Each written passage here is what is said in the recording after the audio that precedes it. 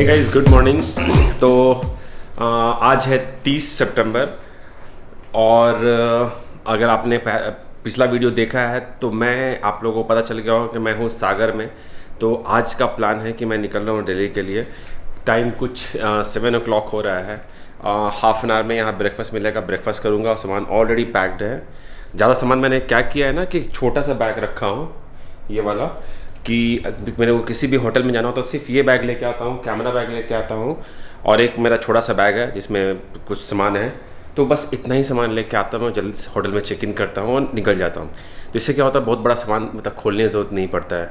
तो ये एक बेनिफिट है। और जो गंदे कपड़े होते हैं उसको क्या करता हूँ मैं, काफ़ी सारे कपड़े लेके आया हूँ मैं, तो उसको पैक करता हूँ और एक दूसरा बैग है जो कार में ही है वहाँ पर रख देता हूँ। जब कोई जहाँ पर लंबा स्टे मारूँगा, 2 या 3 दिन मारूँगा, वहाँ पे लॉन्ड्री में दे दूँगा। तो अभी निकलते हैं। और ये होटल जो है इसका नाम है दीपाली होटल। काफ़ी अच्छा होटल है। मैं रिकमेंड करूँगा कि अगर आप लोग यहाँ से क्रॉस कर रहे हो हाईवे से, तो हाईवे से सिर्फ 1 किलोमीटर अंदर आने के बाद है। ज़्यादा डिस्टेंस मतलब सिटी में नहीं जाना पड़ता है। सबसे अच्छी चीज़ ये, अभी मैं हार्डली 5 मिनट में हाईवे पे रहूँगा। और मतलब फूड हो गया या फिर स्टे हो गया या रूम का क्लीननेस हो गया, सब बहुत ही अच्छा है। मैं बाहर से भी इसका व्यू दिखाता हूँ।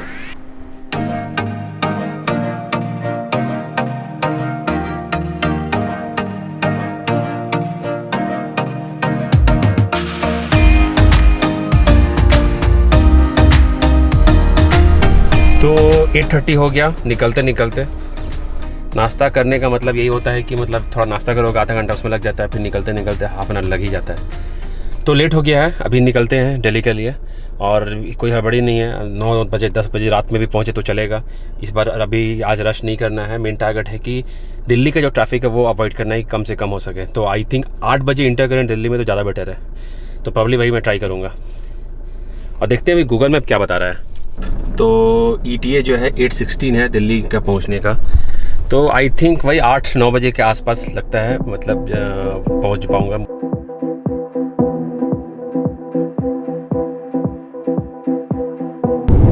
तो ये जो पूरा रोड है, स्पेशली मैं बोलूँगा इसके पहले से हैदराबाद से 100 किलोमीटर बाद के बाद ज़्यादा कुछ खाने पीने का ऑप्शन नहीं मिलता है। यहाँ पे गिने चुने रेस्टोरेंट्स हैं जो अच्छे हैं, मोस्टली ढाबा है। अब दिक्कत ये है कि मैं ढाबा पे खाना नहीं चाहता हूँ। रीज़न है कि मैं अभी ऑलरेडी मतलब दवा खा रहा हूँ, डाइजेशन से रिलेटेड मेरे को इश्यू हो गया था कुछ बाहर का ही फूड खा के। तो मैं ट्राई कर रहा हूँ कि थोड़ा अच्छा जो रेस्टोरेंट मिले वहाँ पे खाना खाऊँ, और ज़्यादा कुछ है ही नहीं। तो ढाबा वगैरह ही है जहाँ खा सकते हैं, और वहाँ जहाँ मतलब छोटे छोटे ढाबा हैं, बहुत बड़े बड़े ढाबा भी नहीं है। तो ट्रक वगैरह रुकता है, तो पता नहीं, मेरे को एक हाइजीन थोड़ा एक कंसर्न था, तो इसलिए मैं कहीं रुक नहीं रहा खाने पीने के लिए। तो यही है। और मोस्टली कल जो मेरा एक दोस्त है जो इस रोड से दिल्ली अप डाउन कर चुका है 2 बार, तो उसने फ़ोन करके बताया कि तुम एक काम करना कि रेस्टोरेंट में ही नाश्ता करके निकलना, क्योंकि रास्ते में कुछ यहाँ से इस झांसी तक कुछ भी खाने को नहीं है, सागर से झांसी तक। और मैं पिछले एटलीस्ट 50 किलोमीटर से तो गाड़ी चला रहा हूँ, और सही में एक दुकान, एक टपरी, चाय का टपरी तक नहीं है। और ये रोड जो है ना, मतलब काफ़ी आई से डेंजरस है। स्पेशली गाय बहुत है, बहुत ज़्यादा है। मतलब मैं नागपुर के बाद से ही मैं देख रहा हूँ बहुत गाय भरी हुई है रोड पे। हर चौराहे पे बेसिकली वहाँ पे लग रहा है कि गाय का मीटिंग चल रहा है। तो 1-2 नहीं, करीब करीब 40-50 गाय भी बैठी हुई है। इस तरह का हालत है। और कहीं कहीं तो वॉकिंग करी है, 2 बार घूमते हुए गाय चली आई। एक बार कल क्या हुआ कि इस पे स्पेशली जब मैं ड्राइव कर रहा था तो एक ट्रक जो था ना उस लेफ्ट मारा क्योंकि है ना राइट, एकाएक गाय सामने आ गया और मैं उससे को ओवरटेक कर रहा था, जबकि मेरा स्पीड ज़्यादा नहीं था। फिर भी तब वो देख के मैं थोड़ा सा कंट्रोल कर लिया कि अब समझ में आ गया है कि अगर चांसेस है कि जो ट्रक की आई वो भी एकाएक लेफ़्ट राइट मार सकता है, स्पेशली बिकॉज कि रोड पे बहुत सारे जानवर हैं और अपोजिट डायरेक्शन से भी काफ़ी गाड़ियाँ आ रही है इधर। तो ये भी एक कंसर्न है। तो बेसिकली ले दे के इस रोड पे सेफ़ चलना ज़्यादा इंपॉर्टेंट है। मतलब ज़्यादा रश नहीं करना है, जितना ज़्यादा हो सके। मैं धीमे ही चला रहा हूँ, 100 के आसपास स्पीड रखा हुआ हूँ, ज़्यादा तेज़ नहीं जा रहा हूँ। कहीं अगर बहुत सही दिखता है तो 110, 120 मार देता हूँ, इससे नहीं जा रहा हूँ क्योंकि सेफ़ नहीं है।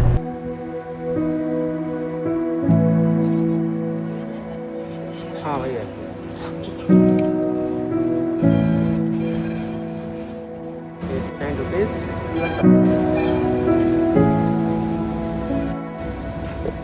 अभी मैं जीप कंपास का क्रूज कंट्रोल दिखाता हूँ कैसा काम करता है। तो ये क्रूज कंट्रोल का बटन है, जैसे मुझे इंगेज करना है मैं इसको दाबूंगा तो इंगेज हो जाएगा, वहाँ मैसेज आता है कि ऑन और ऑफ।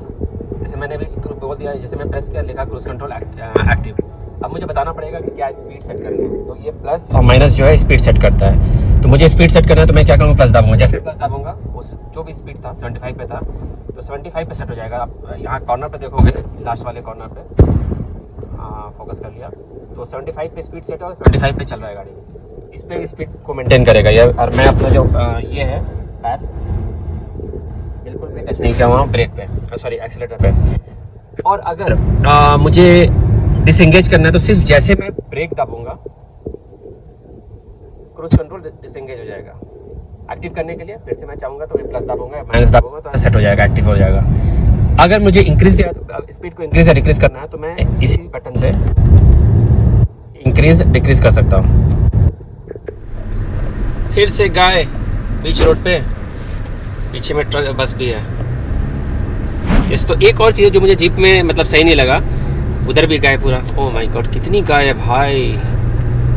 दिक्कत गाय का नहीं, दिक्कत है कि सब लोग एक रोड पे हैं, काफ़ी डेंजरस है। लास्ट टाइम एक्चुअली मैं आपको बताता हूँ, मेरा मैं जो पटना जा रहा था करेक्ट, तो उड़ीसा में एक बार मेरा बहुत ही ख़तरनाक एक्सीडेंट होता बचा है बाइक से। मैं था उस समय निंजा 650 पे, मैं 80 के स्पीड में होऊंगा और एक गाय सडन जंप कर दी कार पे, रोड पे।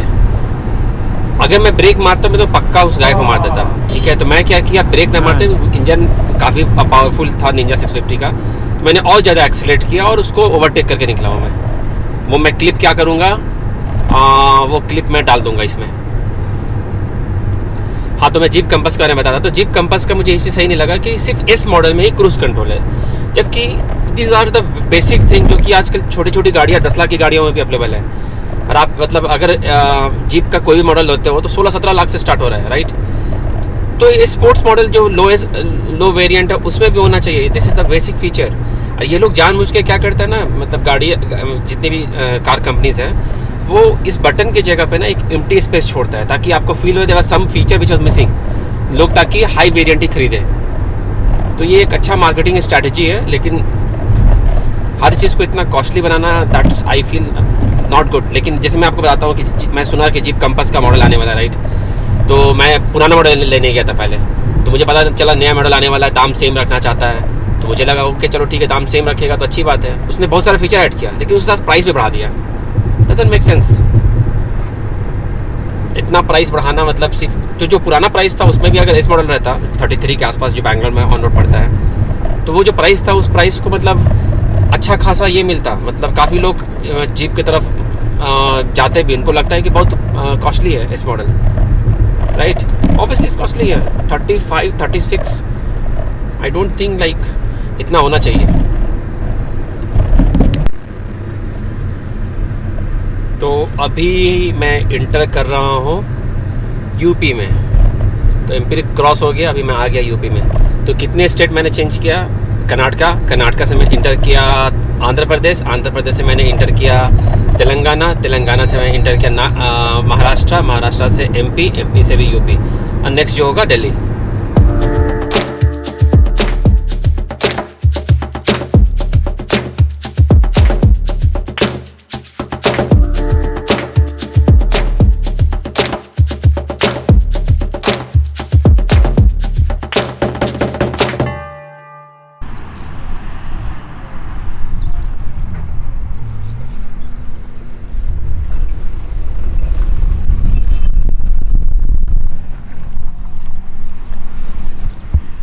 तो बहुत ही सही जगह दिखा मेरे को ये, हाईवे के एकदम बगल में ही था, मस्त बहुत बड़ा लेक है, पता नहीं लेक है रिवर है क्या है, गूगल मैप पे भी पूरा डिटेल नहीं आ रहा है। तो मैं सोचा यहाँ रुक के 5-10 मिनट फ़ोटो लेके फिर आगे बढ़ते हैं। वैसे भी क्या बड़े आज दिल्ली पहुँचना है, राइट, 8-9-10 बजे कभी पहुँच चलता है। तो ये जगह क्या है पता नहीं, देखता हूँ मैं। तो अभी मैं झांसी पहुँचने वाला हूँ। तो सागर से जो झांसी का रोड है डिसेंट सा रोड है, लेकिन बहुत सारे पॉटहोल्स हैं, बड़े बड़े पॉटहोल्स नहीं है लेकिन काफ़ी सारे पॉटहोल्स हैं।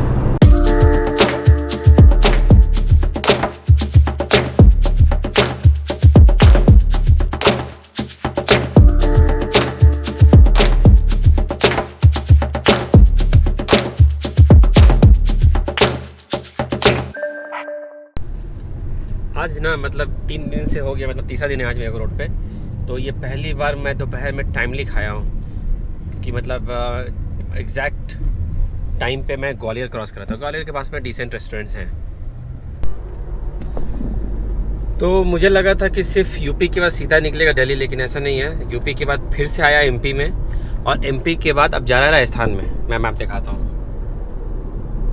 चेक दिस, राजस्थान और मध्य प्रदेश। उसके बाद आई थिंक फिर से यूपी में इंटर करेगा राजस्थान के बाद।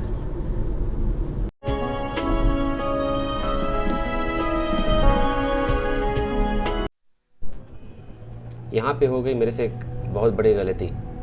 गूगल मैप दिखा रहा था कि स्ट्रेट जाना है, जबकि बोर्ड पे लिखा होता दिल्ली लेफ़्ट है। तो मैंने सोचा कि यहाँ पे पब्लिक से पूछ लेते हैं कि जाना किधर है। तो मैंने पूछा तो उसने बताया दिल्ली लेफ़्ट बाईपास से निकल जाओ। भैया दिल्ली दिल्ली दिल्ली हाँ, ये उसी बाईपास से निकल गया भैया। वो आगरा से जाएगा। जबकि अगर मैं सीधा जाता तो मैं जाता एक्सप्रेस वे से।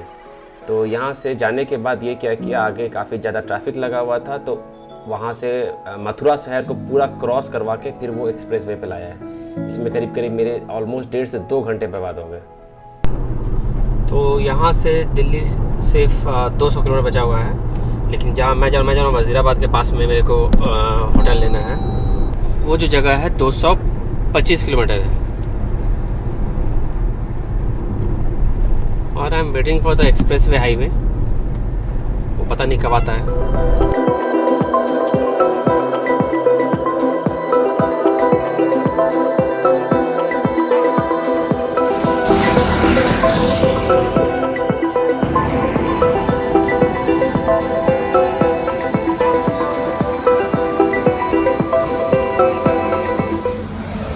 गाड़ी की हालत कैसी हो गई है। दिल्ली पहुंच के पहला काम तो यही करूंगा कि इसको अच्छे से वॉश करवाऊंगा कहीं, कल यही होगा। इतनी बड़ी गलती मैंने किया है, क्या बताऊं, मैं बताता हूँ थोड़ी देर में। यहाँ पे मैं एक्सप्रेस वे जो आगरा से कनेक्ट होना था उसको मिस करने की बात कर रहा था, जिसके कारण मेरा टाइम काफ़ी बढ़ गया।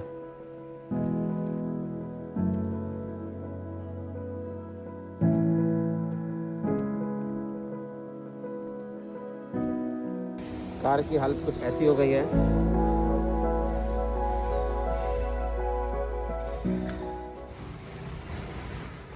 और ये होटल है जहाँ मैं रह रहा हूँ, रीच दिल्ली। तो टोटल डिस्टेंस जो कवर हुआ है दिल्ली के लिए 2200 किलोमीटर हुआ है। 20-21 किलोमीटर में इधर ही दिल्ली में ही राउंड मारा हूँ। और माइलेज देखो 50 किलोमीटर पर लीटर का दे रहा है।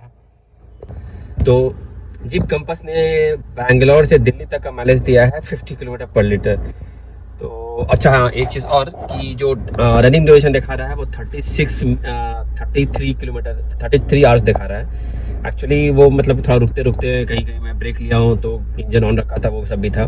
लेकिन माइलेज जो एक्चुअल में बता रहा हूँ कि जो मुझे मिला होगा ना वो करीब करीब 13 से 14 के बीच में मिला होगा। 13.5 समथिंग आया होगा। तो मैं कल दिल्ली आ गया था, रात के 8 बजे के आसपास मैं दिल्ली पहुंच गया था, लेकिन होटल लेने में दिक्कत हुआ।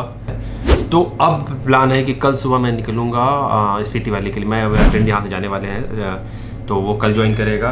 और अभी मैं आप लोगों को बताता हूँ कि मैं डीज़ल मैंने कितना डाला है। मैंने पहला डाला था डीज़ल बैंगलोर में, तो मैंने वहाँ जो डाला था बैंगलोर में वो डाला था 54 लीटर करीब। दूसरा डाला था मैं रास्ते में ही, मतलब हैदराबाद के बाद कहीं, तो वहाँ से पहले मैंने डाला था तो 48 लीटर वहाँ पे आया था। और उसके बाद जो मैंने डाला था 30 लीटर डाला था, क्योंकि उस प्रॉब्लम वहाँ पे क्या हुआ था कि वहाँ पे जो नॉब था वो काफ़ी मोटा था, तो वो जा नहीं रहा था, तो पाइप डाल के डालना पड़ा, क्योंकि बिल्कुल डीजल नहीं था।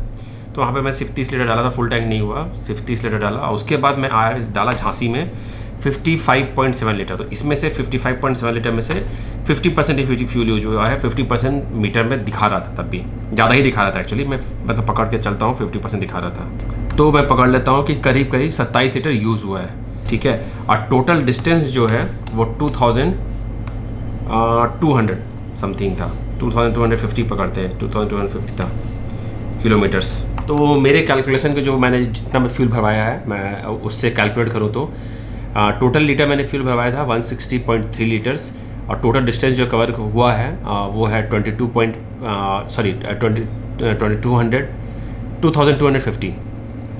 तो अब अगर मैं इसको डिवाइड करता हूँ तो मेरा माइलेज आता है 14.0, तो मतलब 14 का माइलेज दिया है, तो which is I will say it is really good.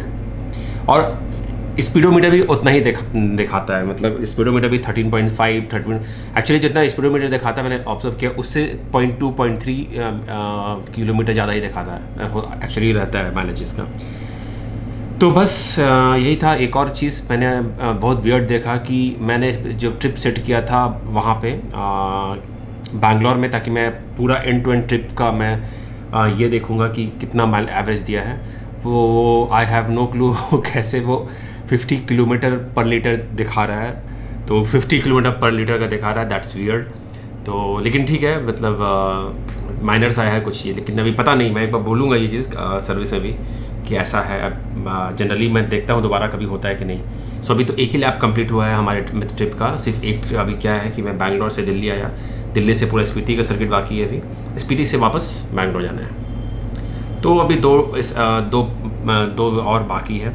तो बस यही है। मैं लौटते समय भी सेम चीज़, अभी मैं एक काम करता हूँ, मैं इसको नोट कर लिया हूँ राइट, किलोमीटर कितना है। तो मैं अब क्या करूँगा, ट्रिप को ना 0 सेट कर दूँगा, यहाँ से चेक करूँगा स्पीति तक का कितना माइलेज जाता है। ट्रिप बी को फिर से मैं 0 सेट करूँगा चेक करने के लिए, वैसे भी मैंने नोट करके रखा हूँ। तो बस that's it for this video guys. I hope you guys are liking my video. अगर वीडियो पसंद आ रहा है तो you know the drill, do subscribe to my channel. Thanks for watching, see you in the next one, bye bye.